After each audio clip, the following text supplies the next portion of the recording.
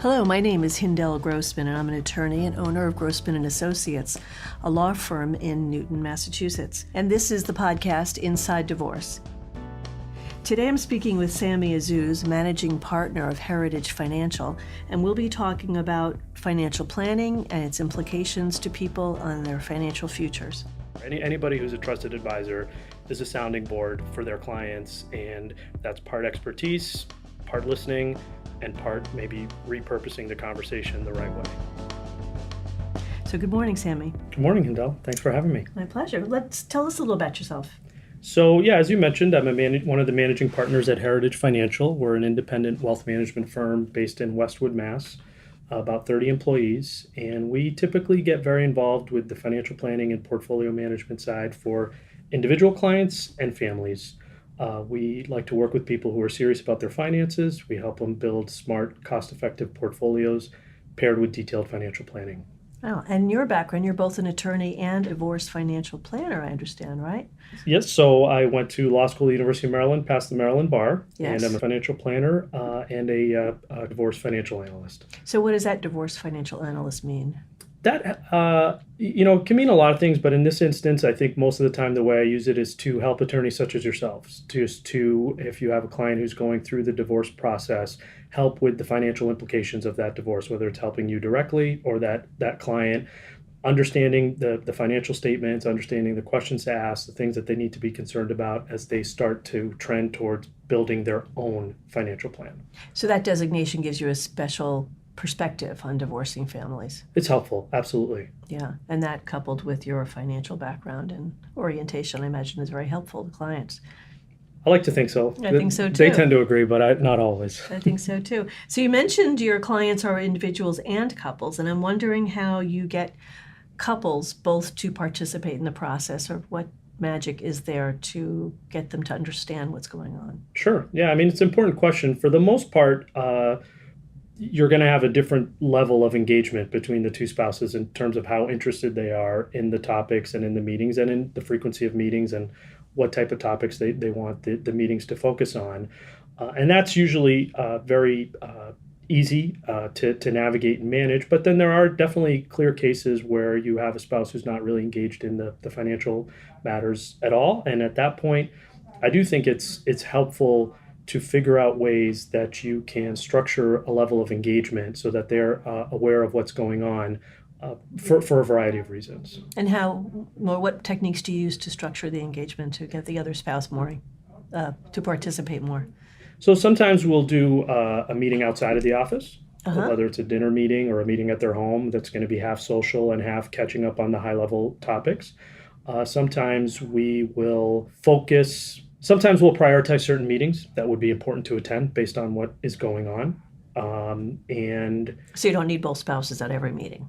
we generally would love to have it, but Sure. if there is a revision of the financial plan, if we're going to talk about revising their estate plan, if we're going to look at different retirement planning scenarios, if they're going to move, if one of them is changing a job, if they have a kid or a grandkid being born, it's going to be a little bit more involved than the average review and catch-up meeting, we would strongly encourage them to attend that one as well. I see. So why is it important to have both spouses engaged? It's important for a variety of reasons. As you can imagine, financial matters can be pretty complex. There's a lot of moving parts, and you're talking about money, and you're talking about a lot of important decisions that can get very emotional. So to have both spouses engaged and aware of what is going on in the family's finances is extremely important from the worst case scenario. What if something happened to the spouse who was leading the financial decision making, and then the surviving spouse is left not fully understanding what's in place, who to call, what's going on, what decisions they have to make going forward. Two, there are going to be moments of financial stress, whether they are created by the family's own situation or the markets in general, that if you are not in touch with what your plan is and understanding what is going on in your portfolio and what planning techniques you have in place, you're likely to be more stressed out during those difficult and challenging times than somebody who's been constantly in touch with what's going on. And a lot of times the biggest challenge or threat to a client's financial plan or their investment proposal isn't something bad happening. It's the wrong reaction to something bad happening. Oh, interesting. And so if they, for example, if we're in the midst of a pretty severe market decline like 2008, 2009, and that client hasn't been coming in for regular meetings, hasn't developed a relationship with their planner, is not really informed on the investment strategy, they may be much more likely to sell out at the exact wrong moment time, yeah. than someone who understands why they have the portfolio that they have, has been reassured that this is how we expect it to react, this is when we expect it to recover, please just stay the course. So in general, it's very helpful for people to have regular meetings with their advisors for those types of situations. Right. Everybody reacts to those financial challenges differently. So you have to actually build a very trusting relationship with your clients so that you can get them to stay the course if that's what you're thinking they should do. Absolutely. Staying the course is of utmost importance. And you can't really anticipate in advance how people will react to things like a bear market. I remember in 2008, 2009, I was envisioning clients who I thought would be very upset, very stressed out, completely laid back, and said, this is the way the world works. Really? I understand. Been there, done that. Don't worry about me. You had prepared them well. And then I had clients who I thought, this is not going to be an issue at all, and they really needed much more focus and attention. So you can't, if you can't anticipate who those folks are in advance, you just definitely want to have regular meetings to build that level of trust and confidence in the financial picture. Right. It's interesting to me, being a divorce attorney, how people come to money and money issues so differently. I have a case right now, for example, where the husband's earning about $750 to $1.5 million a year, varying depending on what happened from year to year, and the wife wasn't working for most of the marriage, and she was, in his view, a spender, and he was a saver, and they had a conflict about her accountability for the money that she was spending, and he just, even though there was enough of it, he didn't like to spend it in the ways that she wanted to spend it. So it was interesting conflict, of course, now in the divorce about the finger pointing that's going on and the things that have accumulated and the money that was spent. But everybody learns different attitudes toward money. It's so interesting to me because we don't get taught really a lot about money management. You don't. There's not a lot of financial literacy, and so you're encountering these topics maybe for the first time, and it's important. With those meetings with your advisors, they tend to be very educational as well if you're working with the right folks. So you are picking up that financial literacy, that confidence as you're going along. Yeah. And that's the last example of why you would like to be engaged in your finances as a spouse in the event of divorce. Yeah. Right? I mean, now you're rebuilding your financial life, and to not have that baseline understanding of what has been going on, I'm sure you can attest to, leaves that spouse in a very difficult predicament. Well, for a very practical reason, it's wonderful to have a planner involved with a couple before the divorce happens, because if I represent the person who doesn't know much about the family finances, and at least we can go to the planner and say, what is there? What do you know? Where are the accounts? How much is in there? And also then use the financial planner to help us divide the assets in the best way, tax-wise and otherwise. Absolutely. So, having a person in place, having a financial planner in place really helps the divorce process, I think. And you're very proactive about that, just in terms of kind of helping the clients with stuff outside the box. Yeah, well, there's a lot of implications. Some are obvious and some aren't so obvious. Basis issues, tax implications, tax affecting assets, whether a spouse should remain in the marital home or not, what the cash flow will look like. Those are all important implications of getting a divorce. And knowing how that would work. And the financial planner who's been working with the family is kind of in the best position and has the best skill to know how to make that happen. So sometimes you're working with couples and you obviously want to keep both of them engaged, but sometimes one of them is less engaged. Sure. What kind of surprises, if any, have you had when you're working with couples about their different attitudes towards money, or surprises that you've had during the conversations? They do tend to evolve over time, and it is interesting to see clients who are entering a different phase in life maybe have different ideas about what they want to do with the money next. So, as you're building your financial security and you're building this life together, the values do more often than not with our clients tend to be aligned. Obviously, there are differences, but you're all working towards the same end goal. The conversations do become more complex as now you're contemplating what's going to happen with this money when it's no longer mine, i.e., we're both gone. The next generation. The next generation. What kind of things do we want to do for the next generation? When do we want to do them? How do we want to do them? Do we want to protect the assets in case of divorce? Can you even do that? Do we want to start having people enjoy these things now? Do we want to focus on the grandchildren because maybe the children are okay? Do we want to do more gifting versus, well, I don't know if we really want to be giving up those assets right now. Can we structure something later? Those tend to be more open-ended topics and a lot more room for discussion and give and take just in terms of the best ideas. Whereas a lot of the financial planning basics during your life, there tend to be clearer cut things you should do and you shouldn't do towards getting towards your end goal. Yeah. It does open up, I feel, a little bit later. The potential conflict about what to do with the money. Yeah, and conflict can be a strong word. It is just, there's no great answer to any of this, right? What if you have a child who is doing very well financially and you have a child who is not, but you always have had it in your mind that you need to treat them equally, right? What if one child has kids, one does not? What if one's involved in the family business? What if one's not? What if one's married, one's not yet? I mean, there's all these permutations. Yeah. What are you supposed to do? And maybe it's a reflection of me. I feel like I can't tell people, well, this is exactly how you should do it because it's fair and it makes the most sense. Right. Did you find that generally parents want to be fair with their kids? Adult Absolutely. kids? Yes. Yeah. So the overarching theory is to be fair in some fashion. The overarching theme is equality. If I had to pick an overarching theme, it's definitely equality. Yeah.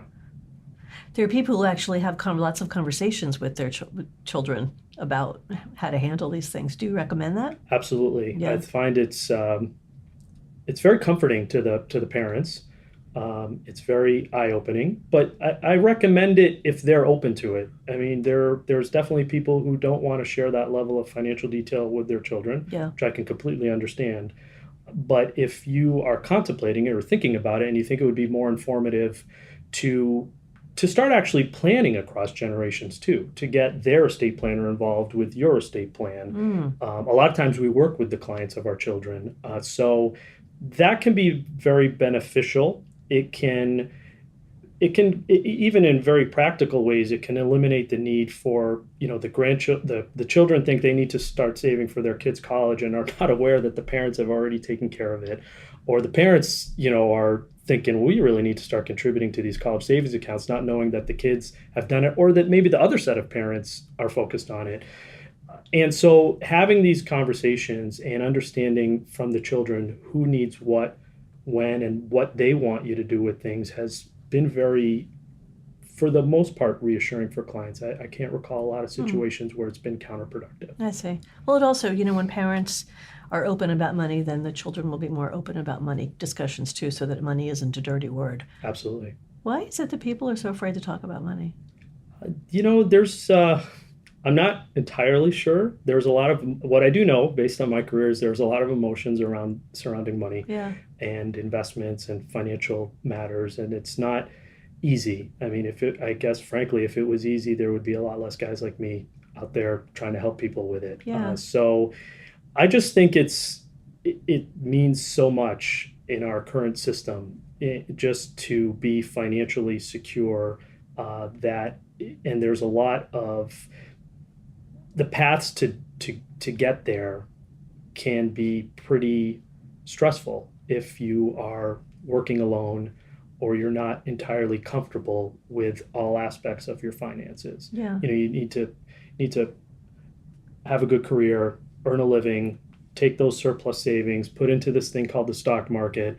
This thing bounces around. People don't fully understand why. Sometimes they read things about, it's doing things that it's not supposed to. You get a lot of volatility surrounding this nest egg that you've built up, and it can add a lot of stress to otherwise complicated lives. Yeah, it's just there's a lot of secrecy about money. right? Yes. People don't necessarily, spouses don't tell spouses about money things. The parents don't tell children about money things. Children may not tell their parents. There's a lot of secrecy around it, fortunately. There is definitely. I'd like to think that they're telling their financial planners about everything, Yeah. but I'm not naive enough to think that there's nothing that we don't know about. Yeah. But yes, you definitely see it with spouses in certain situations, but much more with children and other family members. Yeah. Yeah. I mean, parents not telling children. Yes. Yeah. As for me, I've been really open with my kids about money, and also following through with things I say that I'm going to give to them, and I give it to them. Yeah. I've seen a lot of parents promise things that don't deliver, and it just builds a strange relationship about money, this mistrust. Did you find that helpful with your kids? Yeah. Okay. I did. And my daughter actually has an MBA in finance. Well, there you go. So Yeah. she apparently got some memo from me about talking about money. She could be on a future podcast. She could. Yes. Yes, I'll have to bring her up here. When did you start that with them? How old were they? That's a good question. Don't really know. I mean, my daughter has an MBA in finance, but my son is a musician, so he has a whole other relationship with money. So to him, I think he's still a little uncomfortable talking about it. Yeah. She's comfortable talking about it, and I probably, when they were teenagers, I probably could have started earlier. But you're right, we're getting back to the financial literacy you mentioned before. There should be more, more for that for kids. Getting teenagers to do it, based on my experience, would be a stretch. I have recommended to my 16-year-old and my 12-year-old, hey, you should read this book. It'd be great. Yeah. A lot of eye roll and a lot of, that stuff. We'll get to it later. So I don't know if you can get them engaged at that level, but it would be perfect if you could do it before they start getting into credit card trouble and stuff in college. Yeah, and just be mindful of spending relative to income. Yes. All the basics. All the basics, yeah. Well, let's shift topics just a little bit and talk about something we're calling getting stuff done, which in some ways relates to people who are not divorced, but also could relate to people who are divorced and reorganizing their lives. So what do you think on that topic? Yeah, I think it's probably, besides keeping people engaged and comfortable with their plans, given whatever's going on in the market and in their lives, the biggest value add that a detail-oriented planning firm can provide. There's a lot of things you need to get done. You may not be aware of all of them, but even if you're aware of all of them, are you getting them done? And just taking that checklist and meeting to meeting, getting your estate plan up to date, getting your tax prep done, getting your tax return reviewed, looking at your insurance coverages, home, auto, umbrella, looking at your life insurance coverage, reviewing those policies, contributing to the right accounts that you should be contributing, reviewing your benefits program at work to make sure you're taking advantage of all of it, and so forth and so on. Those are all things that you could probably pick up a few books and understand that you need to do. Maybe you don't understand how to do all of them, but you're definitely not going to get it all done by yourself. And there's a little bit of a coaching and an accountability. Some of our clients call us pains in the neck, but I think they're not. I think they're saying it as a compliment. Yeah, it's in the nicest possible way. Right. Yeah, you send us our homework, and you are constantly on top of us until it gets done. In fact, we have one client. We're literally in the process right now of sending a monthly reminder. You have to do this, and he's actually said you guys are a pain, but the quarterly pain is not enough. You need to send this to me at the beginning of every month. The client invited. Yes, until it's literally done, and that's the thing. I mean, that's why taking on a new client is an incredible amount of work, but it's also extremely rewarding for that client, because in that first year, that checklist is being built about things that they need to do that they may not have been aware of. And it's actually getting accomplished. And they feel, I think, much better about the process and how they're doing now that they've gone through that. Well, I'm sure they feel great when it's over. Yes. When they've actually reorganized their lives with your assistance, looked at all the beneficiaries of their policies and made the changes they need to make, and reviewed everything with your assistance. Probably feels great. It's like cleaning house. It's, I'd like to think so. Good. Well, getting stuff done is an important part of my work too, because we're helping clients reorganize their lives, and I know what you mean about the deed might need to be put into someone else's name, or a mortgage refinanced, or beneficiaries changed, or certainly the estate plan changed after a divorce. So there's a lot of reorganizing that can be done, but these become part-time jobs for people. Absolutely. And yes. So part of it is making the time to get that done and realizing it's important. Yeah, and to link the two topics together, if the disengaged spouse is the one who is now divorced and needing to rebuild their financial life, that checklist is probably something that they are not remotely aware of all the things that need to get done and have probably never been involved in accomplishing those things. Right. And they need a lot of help, and they can get it. That's potentially a steep learning curve too. So there's another barrier to getting it done is it's not familiar. Absolutely. To these documents are not familiar, the process is not familiar, and maybe they're not familiar with working with a planner. Exactly. Yes. Yeah. And maybe the family has had a planner, but they don't have a good relationship with them because of their lack of involvement or for other reasons. Yeah. I'm wondering if couples who have a planner involved would get divorced less often because they wouldn't have as many financial issues. I don't know. I haven't seen the stats on that. That'd be a good selling point. Yeah, definitely. If I could find the stats on that, I'd see if compliance would let me put it on the website. Yeah. Work with a planner, get divorced less often. I don't even know how you'd track that. But anyway, it's a good idea. I can make the stat up as long as I don't write it down. You could. It's a good theory, though, don't you think? I do. I mean, because people do sometimes divorce for financial reasons. Absolutely. Yeah. And you would like to think that if you're working with a planner and you agree on a roadmap, there's no surprises, there's less opportunity for massive disagreement. Yeah. Plus they're working together. Yeah. And for their future goals. So it keeps them engaged together. And sometimes you can tell that clients have talked about these things on their own, but a lot of times they're talking about it in the conference room with you for the first time. Yes. And that's being able just to facilitate that conversation is probably a healthy thing that we can contribute. Yeah, so you're part therapist too.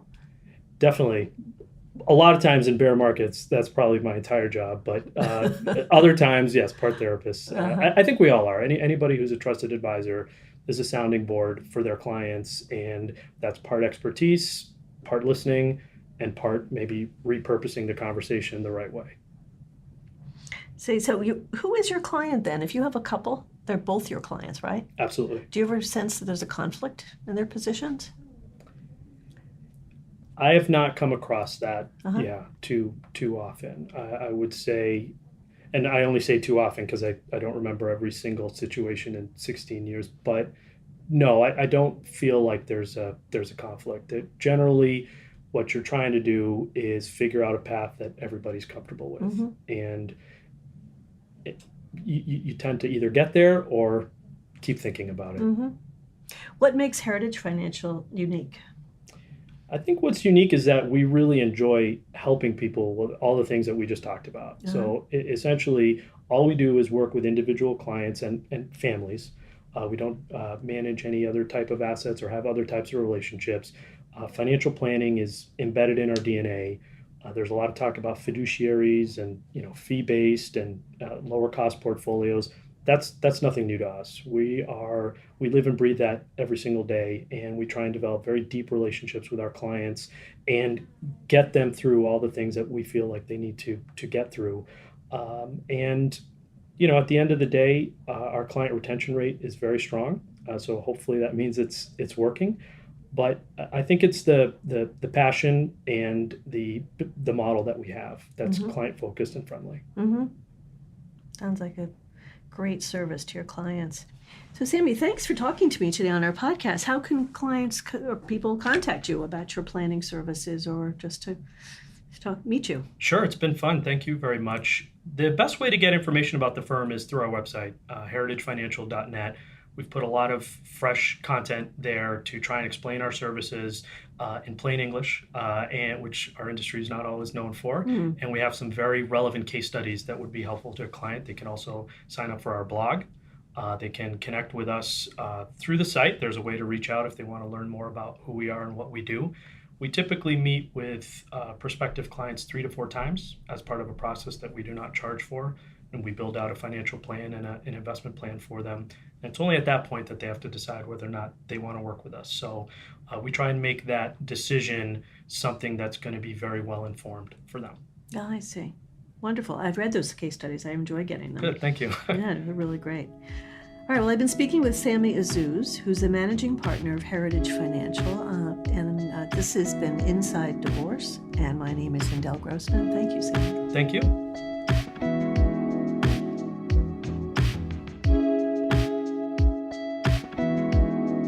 If you'd like more information about the topics covered in our podcast, please contact us at Grossman and Associates.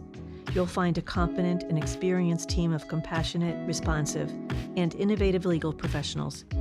Email me at hindell@grossmanltd.com. My first name is spelled Hindell, or call us at 617-969-0069. Thank you for listening.